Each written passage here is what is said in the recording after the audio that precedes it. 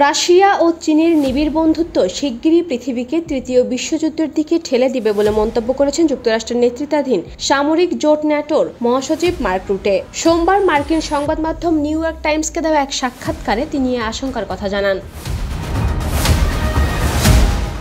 Mark রুটে বলেন, বর্তমানে ইউক্রেনে যা ঘটছে অদূর ভবিষ্যতে খুব সম্ভবত তাইওয়ানেও এমনটা ঘটবে। চীন রাশিয়ার মধ্যে নিবিড় বন্ধুত্ব আছে এবং পশ্চিম যদি এই ব্যাপারটি বুঝতে ব্যর্থ হয় তাহলে অচিরেই আমরা সম্ভাব্য ভয়াবহ পরিস্থিতির সম্মুখীন হব, অর্থাৎ একটা বৈশ্বিক যুদ্ধ বেঁধে যেতে পারে।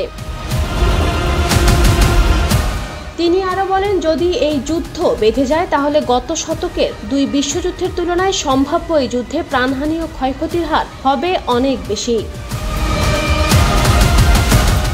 ন্যাটো মহাসচিব বলেন, তৃতীয় যুদ্ধের আঁচ পেয়ে ইতোমধ্যে নিজেদের প্রতিরক্ষা খাতে ব্যয় বাড়িয়ে দিয়েছে ইউরোপের অনেক দেশ। তারপরও বিশ্বকে বিপর্যয়ের হাত থেকে ঠেকাতে ন্যাটোর সদস্য রাষ্ট্রগুলোর ঐক্যর কোনো বিকল্প নেই।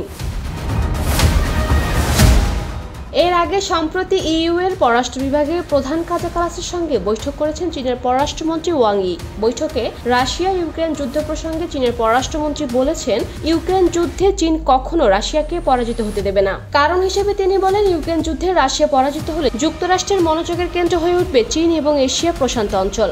এর জেরে যে অভূতপূর্ব বৈরিতা দেখা দেবে তা বিশ্বের জন্য বিপর্যয়কর হয়ে উঠতে পারে। চলতি বছর ৭৫তম প্রতিষ্ঠাবার্ষিকী উদযাপনের প্রস্তুতি নিচ্ছে ন্যাটো। এর মধ্যে তৃতীয় বিশ্বযুদ্ধের আশঙ্কা ব্যক্ত করলেন সংস্থার প্রধান রুট। ন্যাটো মহাসচিবের এই আশঙ্কাকে অনেকে চীনা পররাষ্ট্রমন্ত্রীর সাম্প্রতিক এক বক্তব্যের সঙ্গে মিলিয়ে ভিত্তি দেওয়ার চেষ্টা করছেন।